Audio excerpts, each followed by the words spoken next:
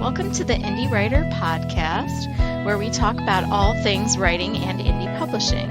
Today we are excited to talk about climate disaster fiction with Sarah Blake and Alison Stine. Sarah Blake is the author of Clean Air, a cli-fi domestic thriller, Naamah, a novel reimagining the story of Noah's Ark, and poetry collections Mr. West and Let's Not Live on Earth. In 2013, she received a literature fellowship from the NEA. Her work has appeared in the Los Angeles Review of Books, the American Poetry Review, and the Kenyon Review. She lives outside of London. Alison Stine is the author of the 2021 novel Trashlands, which the LA Times called a ballad to love in a time of darkness, currently longlisted for the 2022 Reading the West Book Award. Her first novel, Road Out of Winter, was a selection for the Rumpus Book Club and won the 2021 Philip K. Dick Award. She is also the author of 3 poetry collections published on university presses and a novella. I'm so excited to have you all here today. I'm so glad both of you could come and talk about climate disaster fiction. And just to tell our listeners, we've had a little bit of technology issues today, but we're hoping that we get through and that everybody is coming through clear and not delayed. So we'll see how it goes. I have read both of your books, and I'm really excited to talk to both of you.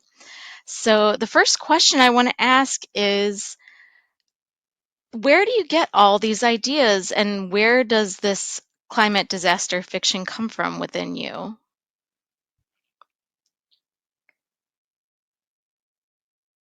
I'm Allison, by the way. I get a lot of ideas. I'm the kind of writer that I probably get too many ideas. It's hard sometimes to know what to focus on, what's worth your time. But I feel like if I dream something, it's really important and I should pay attention to it. And I dreamed the story of Trashlands. I am a single mom, and I was having some rare time off from my child, and I had gone somewhere remote just to write. I'd gone to this Airbnb that was in this old school bus in the middle of nowhere, and I had trouble sleeping. And the first night I dreamed about this woman. She had red hair. I knew she was a young mom, and it was like she just walked, into the bus and talked to me. And I still couldn't get to sleep. But when I woke up, I started writing this story called Trashlands. So I paid attention to that dream. But as far as the climate change stuff, it's such a part of my life. I feel like of course it would bleed over into my work.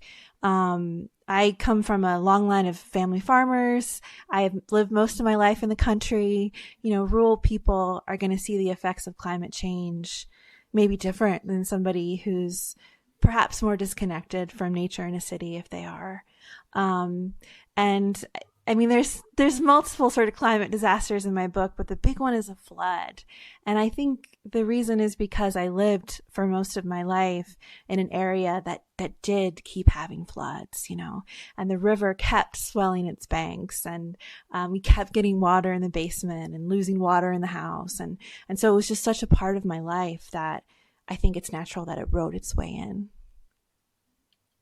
That's cool. I like hearing this story when I've already read the book, so it kind of comes together.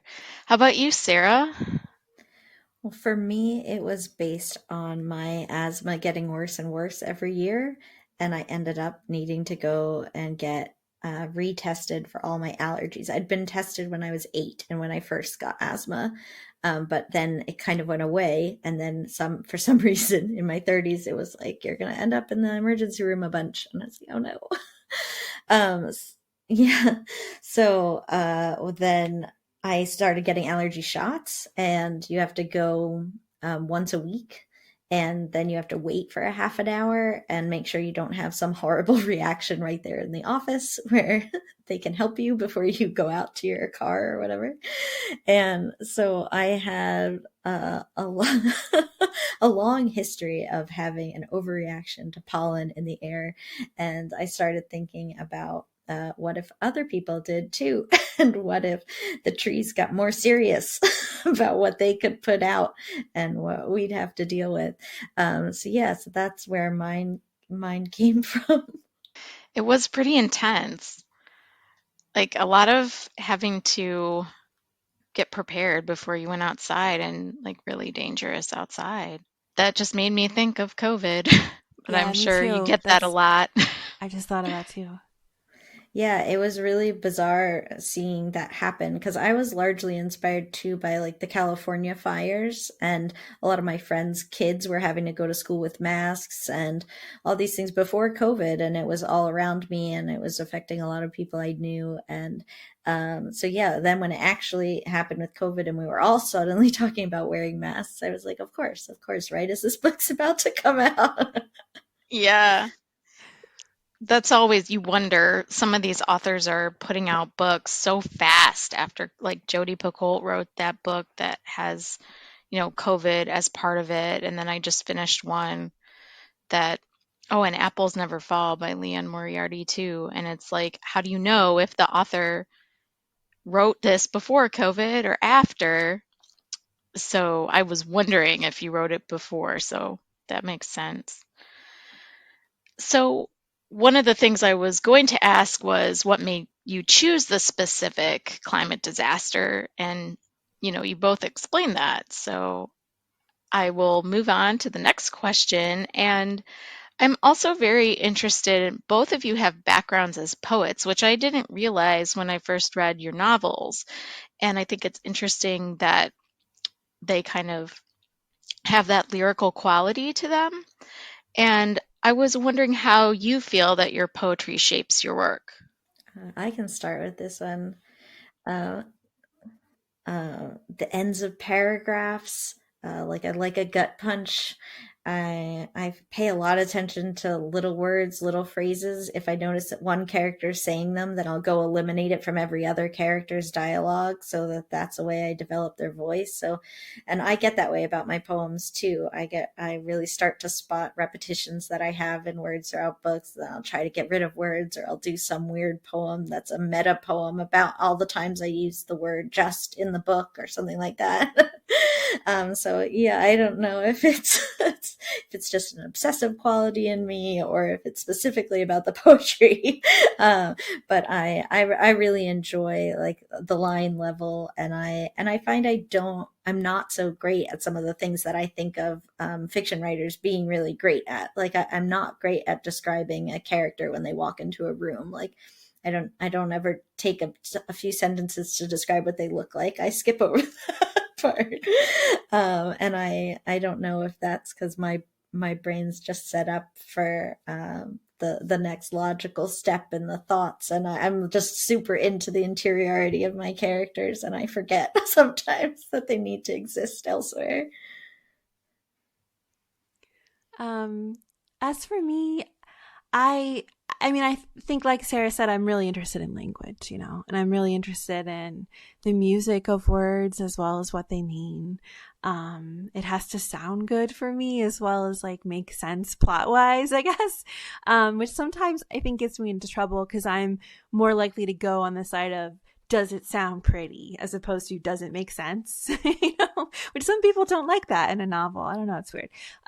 But I remember really early on, a fiction writer, I was going to some lecture or something, and he said like a difference between poetry and fiction is in poetry, you can make every word perfect.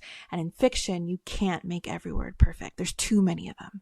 And I remember thinking, well, I am going to try to make every word perfect, So, I mean, like Sarah, I think I really obsess over it. And I really, I mean, one of the last stages of book revision is when you have sort of line edits, which aren't the big sweeping plot changes that need to happen in your book, but the word issues that maybe happen with your book, things you need to look at on the word level. And it's not supposed to be a big deal, but for me, it was a really big deal, like I do not want to change that word. It does not mean the same thing.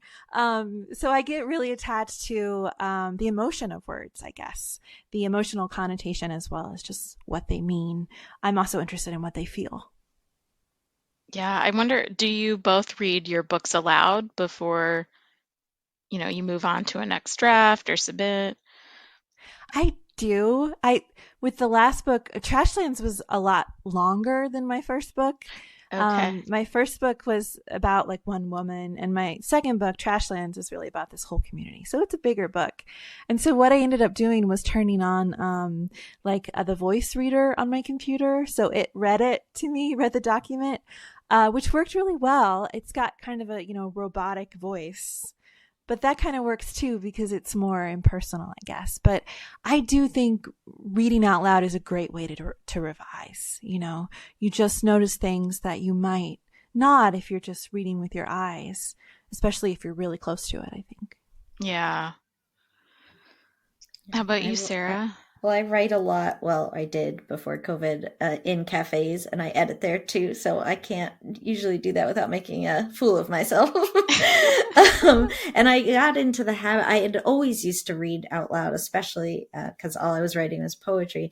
But once my son was little and I was doing so much writing next to like him asleep, usually I stopped reading out loud during that time, and it never came all the way back. So like I just got to do a reading today, and it's so fun to get to read my novel out loud and act out all the characters. And I'm like, oh yeah, I forgot about this part. So it's like one of my favorite things to do, but I do sometimes forget about it because I fell into those few years where I was like, oh, I can't wake anybody up. My kids are 6 and 9, but I still have to lay down with them because they are both scared of the dark. So I was listening to a webinar while I was putting them to bed. So like sometimes you just have to do what you have to do. Yeah, I think that's a lot about writing while you're a parent, doing what you have to do. Yeah, I definitely want to ask about Parenthood because it's both a huge influence on what you wrote, and you both wrote about parents. So I'm interested in that. And I think that's actually the next question on my list. So what I found interesting is that you both took a world that you built and then took the characters and then built on that to have, that this is what's going on frame, the story itself. And to me, that's just so, I know that everybody does this, but not everybody does it naturally. And I think it felt very natural in both stories. So, Sarah, with yours, you had a mystery that she had to solve. And then, Alison, you had, I don't remember her name. I'm so sorry. What was her name? Probably Coral, right? Coral, yeah. I was like, I know it starts with a Z. Coral was looking for her son. And how did parenting sort of, I feel like both protagonists were a little hesitant in parenting, especially Sarah, like in the first few pages of yours. I just wonder how all these different dynamics shaped your work. It's a really long way of saying my question. Like I said with the climate change stuff, things in your life, things that are important to you, things that occupy you, they're going to find their way into your writing. So of course Parenthood was going to find its way. But I was also, from the beginning, I felt this character was a mother, but I felt her child wasn't with her for some reason. And I also felt that she was very young and that she had not really become a mother by choice. And so that was really interesting for me to explore, because I think obviously there's so much pressure on women to be mothers, but then also to be mothers in a certain way, right? To give up everything for your child, to stop becoming a person and just be a mom, My son, when he was in kindergarten, he, on his own volition, stopped calling me mom and started calling me by my first name. And one of his teachers said, why are you doing that? And he said, well, because mom is just one of her jobs. It's not who she is. So I think somehow I conveyed that to him through osmosis, but I really wanted to explore motherhood in a way that wasn't like always positive, that wasn't always nurturing. That was a struggle because it's really hard, even when you're not a single mom and you're not living in poverty in a junkyard like my character is, it's always hard. And it's always sort of an apocalypse, motherhood comes into your life like a bomb exploding. And sometimes you get help with that bomb, and sometimes you're on your own dealing with the bomb, which keeps exploding. I did this interview the other day, and someone asked me if living in Appalachian, Ohio had prepared me to write about an apocalypse. And I said I feel more like motherhood did, because you're living in the after and you're trying to pick up the pieces and make something else whole again. And I think that's the larger story of the book too. Yeah. Yeah. And the fact that he was gone for so long and that her motherhood was kind of interrupted. And I remember her being kind of a little scared of him when he was a child, and also being a little scared of what would happen when he came back.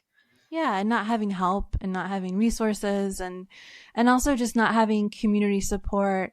I mean, her father in the book is a really wonderful, nurturing character, but even he doesn't know what to do and can't really give her what she needs, which is sometimes just the reassurance that things are hard. It's not in your head. This is difficult.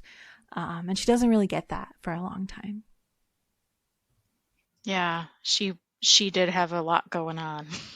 So what about you, Sarah? How did you develop this relationship between the two characters whose names I don't remember either? It's fine. It's Isabel and Cammy. Okay, So, I thought it was Isabel.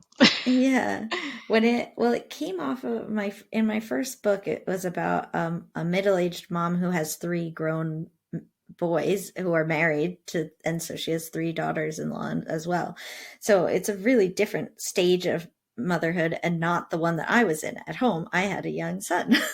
So I was really excited when that book was over to do everything I wasn't able to do in that book in this next book. I wanted it to be, I wanted there to be toilet paper and video games and all the things you can't have in a retelling of Noah's Ark. I wanted to have it, and but one was that I didn't want a middle-aged woman with grown children. I wanted a young mom with a young child, just because that's such an amazing age.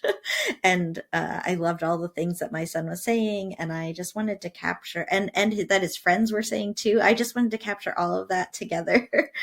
And but I wanted to capture too how isolating young motherhood is, and strange, and I don't know. I had really mixed feelings towards it, and not because I didn't love being a mother to my son, but because I just felt totally out of sorts all the time, and I didn't feel like my partner understood that at all, even though he sometimes said he did. And I wanted to capture those weird feelings you have where it's uncomfortable to feel like you're the only person for another person. Like it's scary. I am your person. I am going to make sure that your nails are clipped and you are fed and you see sunlight and you like all these things. And it's like, oh my God, like this relationship we're creating is like so interdependent and bizarre, and it's full of love, but it's also like something that no one has ever asked of me before and will never ask of me again. And so, yeah, I really, it was something I loved about Alison's book too, like just a really honest discussion of, all the complicated feelings that come along with motherhood. And I wanted that in my book too. Yeah, I appreciated that in both books, and I identified with it. There is just this, especially on social media, this expectation that we be these perfect parents, and that never made sense to me, because it's been a rough ride. There's moments where my kids are perfect angels and they're playing together nicely and all this, but usually it's more like screaming at each other and hitting each other with airplanes and stuff. So every stage is different. There's from just being thrown into not sleeping, from your child having different emotional issues depending on the age. And so I appreciated that take from both of you. And that was why I wanted to talk about it. So I skipped a question, I think, and this was one of the questions that was duplicated on Instagram by @567Kate, who is one of our followers. And I was also curious about the types of research that you did to create this world, and how much research did you need to do? How much did you need to do before you started writing, that kind of thing? Sure. I really love researching as I go. I like to see what the story needs. I think it also is a nice way to break up a big day of writing. It's like, oh, today I also get to research like infrastructure. I did a lot of interviews for my research this time around. For my first book, it was very much like, okay, I'm going to go just look up animals facts. It was I could do that all by my lonesome. But for this one, I spoke with a city planner to kind of get a sense of what does a town need if you're going to build a town from scratch. And I spoke with a child trauma therapist who helped me understand what a child therapy session would look like. And I went to a tarot reader to get the cards read for my character because I wanted to capture everything as best I could. I've talked about this before. I'm not actually the best in terms of my imagination. I really like to have everything based on things that I can look up. I did research a lot of things that seemed parallel to what I was creating. So I researched about how people practice to go into space or live on Mars and how they've set up communities in deserts or underwater to replicate airtight environments. And also just sillier things like I was inspired to think about the domes because my dad likes to play field hockey in one of those big domes that you have to go through a rotating door and your ears pop when you go in and everything smells and tastes different suddenly. So it's like it's a combination of inspiration and being in those environments and also just researching to find out what else can I add in to make it more realistic. Because, the closer you play to realism, the scarier it gets to me. And then also I have a lot of actual articles in the book, things that were getting sent to me as newsletters, encouraging me because I was getting involved in local politics when I was living back at home. So encouraging me to sign petitions or donate to different organizations, considering clean air, clean water, fracking situations in Pennsylvania, just a lot of things that were kind of about why the planet might take action against us, which is kind of the fun part of my book if you enjoy reading it that way. I kind of have the opposite process, which is so funny, which is that I tend to just write as fast as I can and as much as I can and get it out there. And then once I have a draft, I tend to go back and do a lot of research. So I have this idea, this wild idea, and I write it, and then I try to make it make sense. I don't know. That's just how my brain is backwards, I guess. So I did do a lot of research for this book, but not at the beginning. Sometimes I know I've been stopped by a project because I'm intimidated by the research. I'm intimidated about getting everything right, which I think is the opposite of what I personally need for a first draft. For a first draft, I just need to get the darn thing done, years ago, I had a dream about a book about Emily Dickinson, but the research has totally overwhelmed me and I've been unable to write this book. I don't know if I ever will be. So with Trashlands, I had written this wild idea of a time in the future when, floods have kind of rewritten the coasts of the country. And one of the things that's left when the floods recede is, of course, plastic, which we have now. But there's so much plastic in the book, they use it as money and they build furniture with it and they do everything with it. It's everywhere. And so I had this weird idea, and then I had to go back and research a lot about plastic. So I learned more about plastic than I ever wanted to know. And because a lot of it's really sad. A lot of it's really scary, There is some plastic that will never degrade.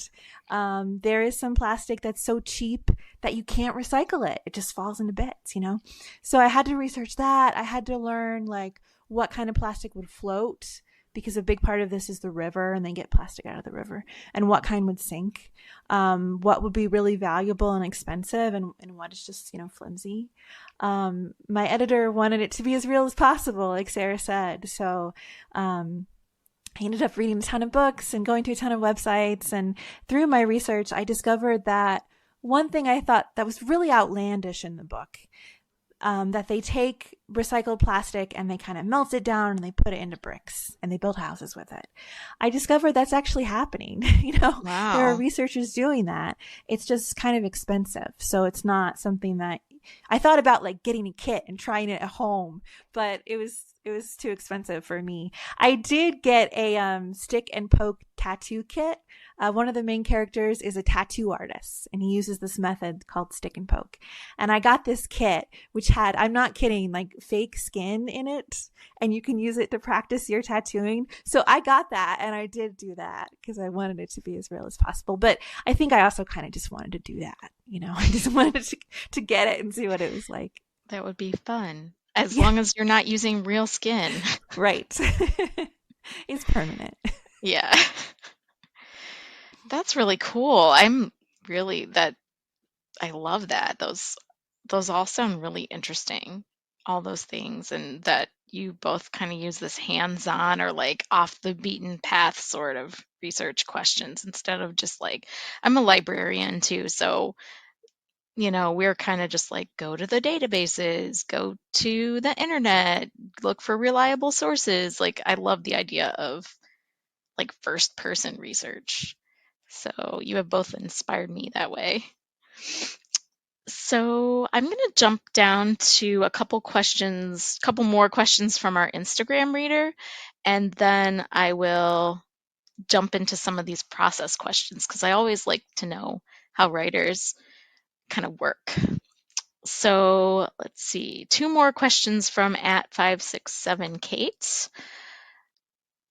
How do you find balance in world building while making sure that doesn't upstage the stories of the characters?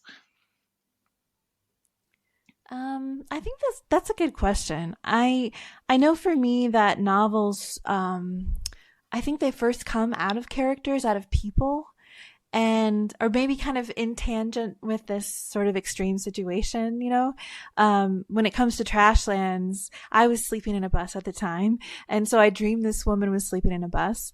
And then I thought, well, what kind of person would sleep in a bus all the time?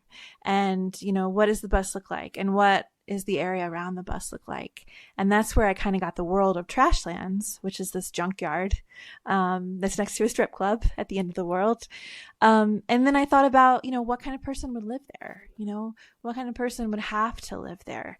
And I think those two things, one can inspire the other, but I also think they grow out of each other.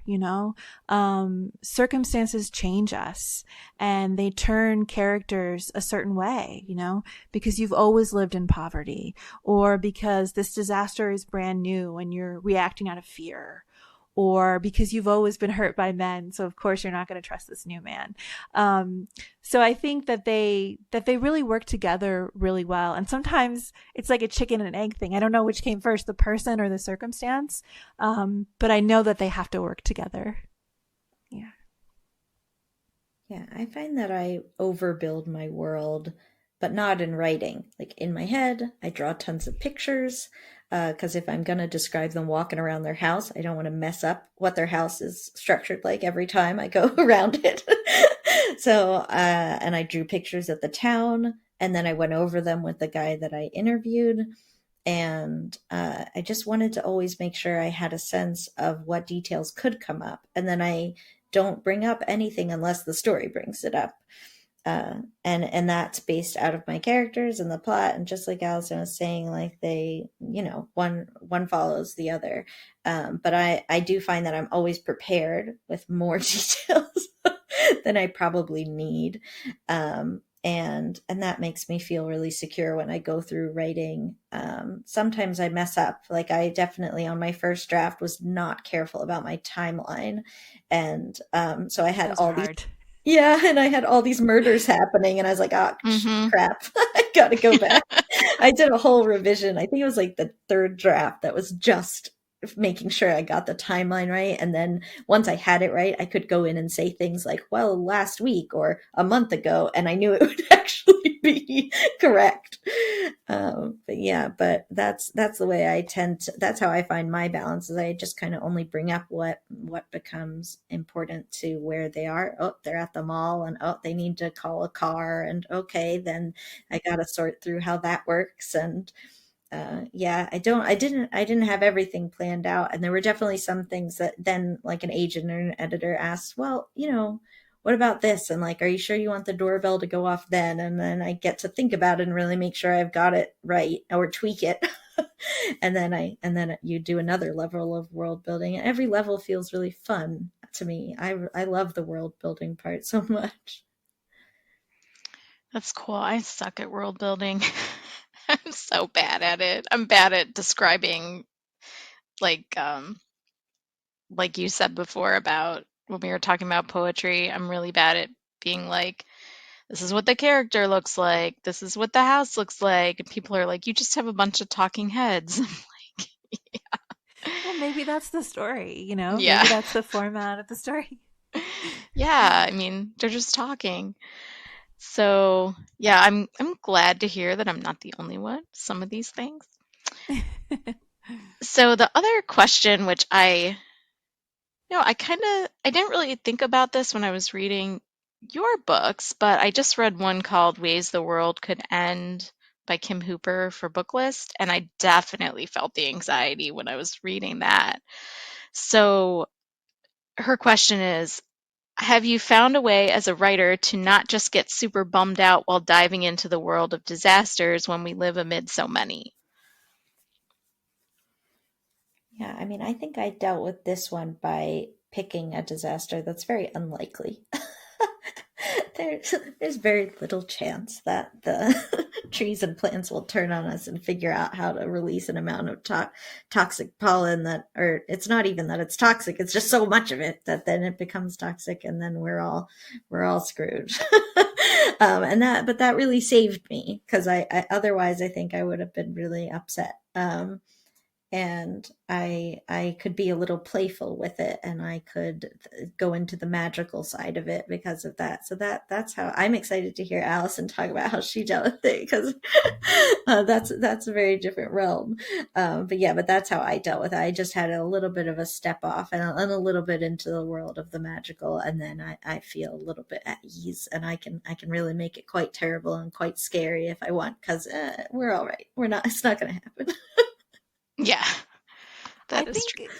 kind of on a similar note, or like kind of jumping off from that, I think I dealt with it by escaping into a disaster of my own making, I mean, the disasters in my book, I suppose, are kind of more realistic in a way, because it's a big flood.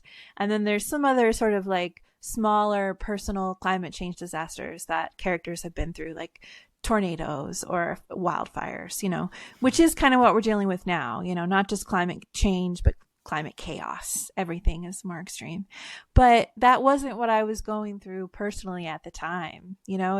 I was a single mom. I had been laid off from my job, and this was a way for me to escape into a different world. And the world was stressful and intense, but it was different. And so it was a break from life, even though it is extreme and there is climate disaster, there's also a lot of love in the book. There's community, there's found family. And that was something that really kept me going too, is that I fell in love with the community in my book, this community in a junkyard. I really fell in love with the characters. I love ensemble pieces, and this group just, really helped me feel better about my life. And I thought about them all the time. And, if you write, thinking about the world of your book can keep you going when the real world is letting you down. You just kind of think about this world. And I really miss them when they were gone, because I think it was an escape for me and a way of kind of building family and building hope. I love that. And when I was listening to the audiobook, every time a new chapter would start, because I, didn't have the actual book, so I was just listening, and it would be a new point of view, I'd be like, ooh, I get to hear this person. So I really liked that there were so many points of view. I didn't find it confusing at all. You know, Oh, thank sometimes you. I hear from readers, not that I mean your book was confusing, but I hear from readers, I don't want Yeah. something with a lot of points of view, but I love it. It was not something I set out to do. I really thought it was just going to be Coral's story, the main woman, and she starts the book and she does have more chapters than anybody else. But pretty soon I realized something's not right. And, you know, this is really the story of a community. And I realized I need to hear from a lot of people in the community. Her father, her lover, her would-be lover, even the bad guy in the book. He has a couple chapters, you know. And I realized that I really had to think about all of them, which is very confusing as a writer, and I'm not sure I would do it again. It's a lot to take on. I liked it. It was cool. Yeah, I wanted to ask the question, how, you know, what's your process like? I want to know, how we talked a little bit about the different parts of it, but how do you just go, okay, I'm going to write a book. Now, what do I do? Well, I think, like I said, every writer is different, first of all, which I think is really important to stress, because unfortunately I wasn't taught that way. You know, I was taught as a young writer, it's this way, you have to write this way. And that's just not true. You don't have to have a certain job. You know, there are many different kinds of writers. What I found works for me is if I have an idea that I can't stop thinking about, that I've dreamed about, that won't leave me alone, and it's time to write this idea, I try to write first thing in the morning, and I try to write a fast draft. I don't follow National Novel Writing Month or anything, but kind of that kind of idea, you know, to just get it out there. That's the hard part for me, is to get to a complete draft. So I have a really messy stream of consciousness first draft. I don't really outline books. I kind of have a vague idea. And then, of course, the more I write, the more I think about what's going to happen. And I know the end by about the middle. But I don't have a straight outline, because I tried that once and I never finished that book. It was a horrible mess. I am the kind of writer that I need to be surprised. You know, I need to just kind of go with it and see what happens. And of course, that means I have a hot mess of a first draft, but I actually love that, because I love editing and I love doing that research and going in there and kind of like carving the book out of this hot mess of marble that I have, you know, really finding the shape of the book is a process of revision for me. So that's how I was able to make it work. But, you know, like I said, every writer is different and every book is different too. You know, every book kind of teaches you how to write it, I think. For mine, it changes every time. Sometimes because I make it change, but sometimes it's for my first book. I'd never written a novel before, and I didn't really believe that I could.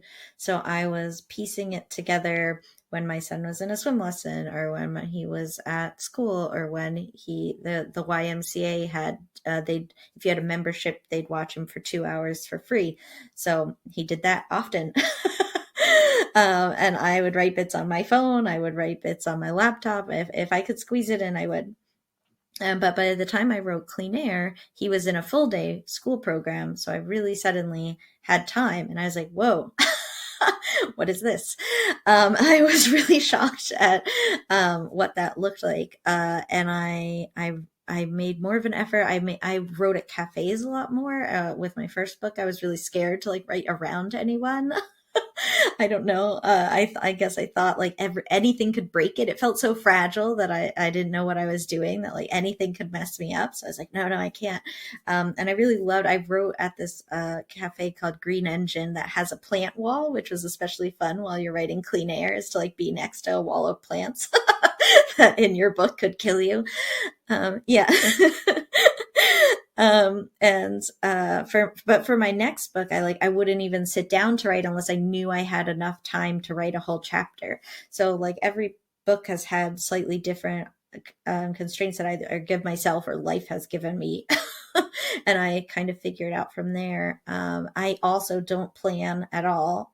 My most recent thing that I drafted, I tried to plan, because I was worried I didn't have enough ideas to get me through a book. And then when I wrote it, I didn't stick to it at all. And I was like, well, why did I do that?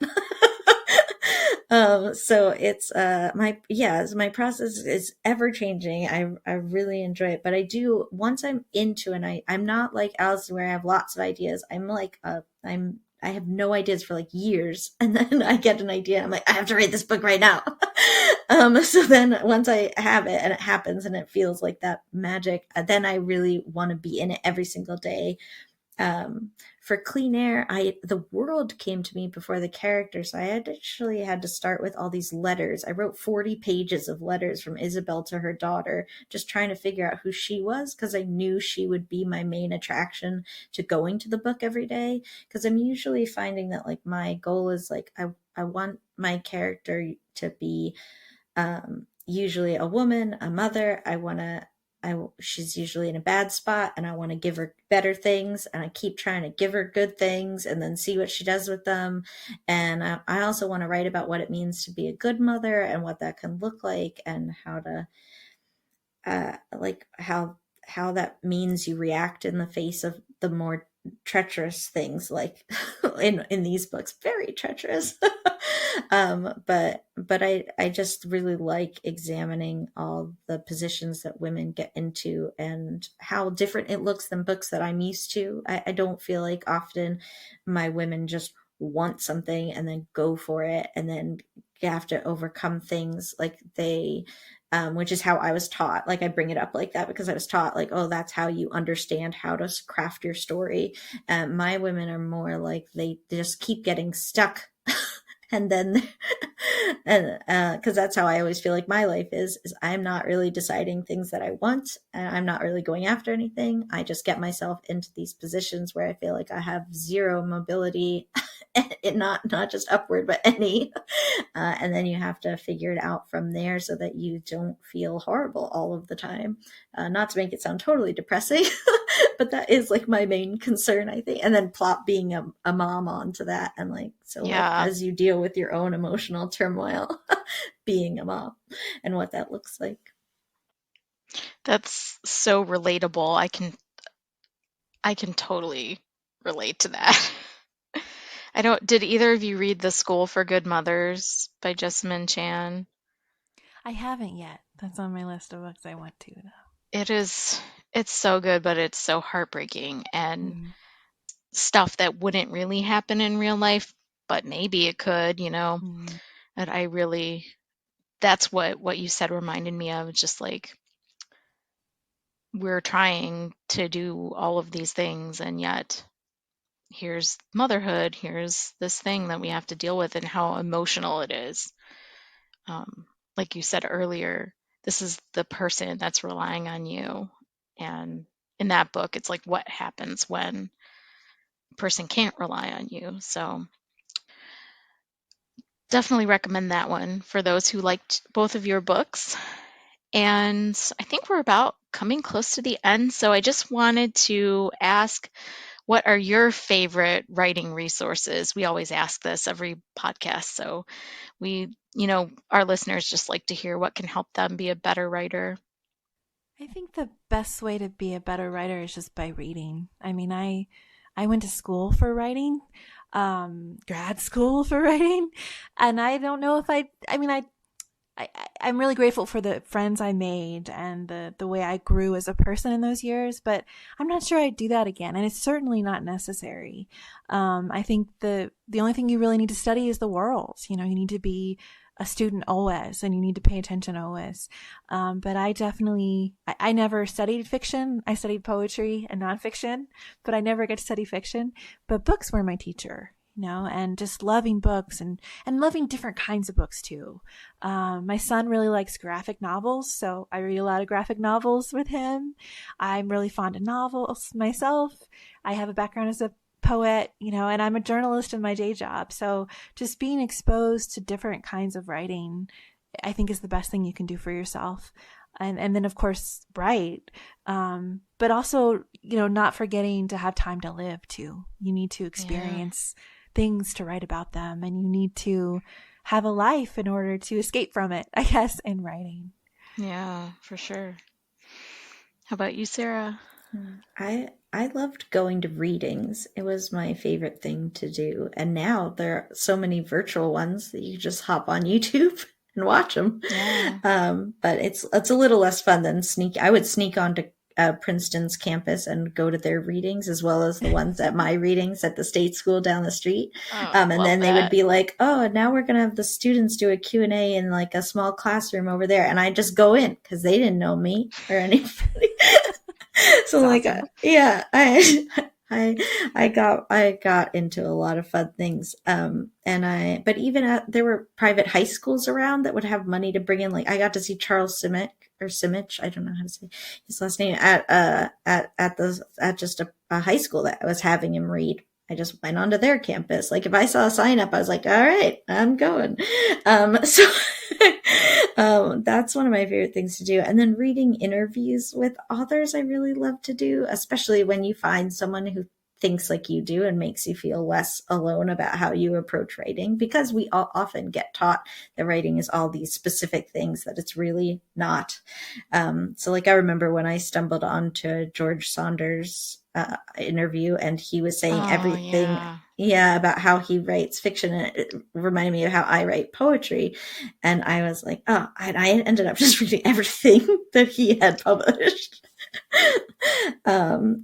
But it happens all the time, and I really love, and Paris Review has so many like big, giant, wonderful interviews on their website. Again, like the internet is just like ridiculous.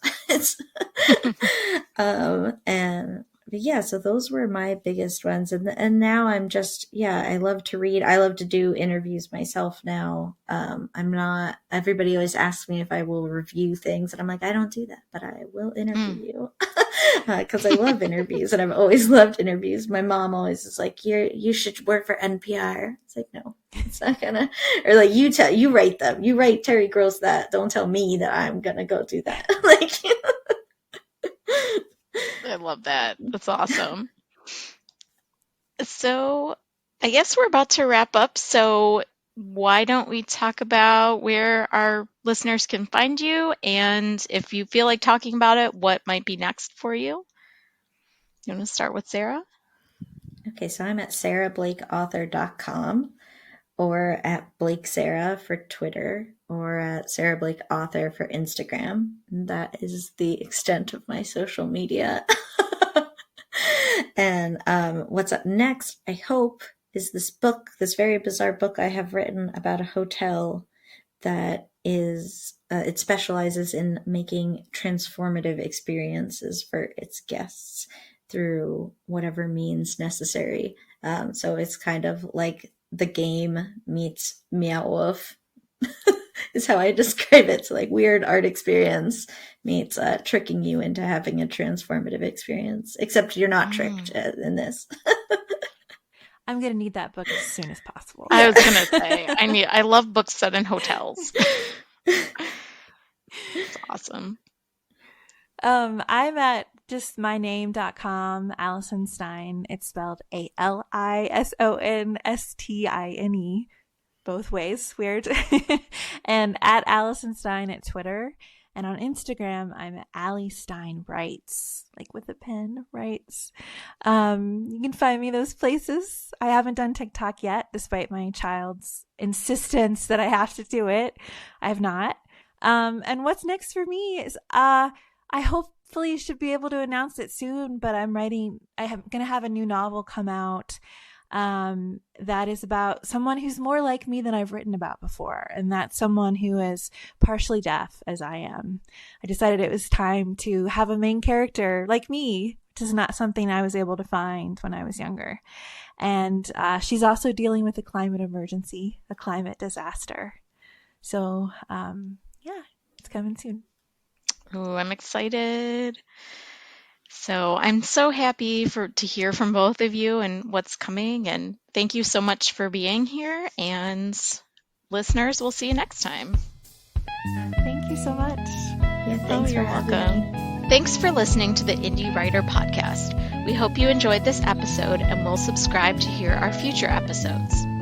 We want to thank the Writing Block community for the continued support. You can find us on Twitter, Instagram, or Facebook, or at writingblock.com. No K. Remember to subscribe, share, and tell your friends. Thanks, everyone, and happy writing!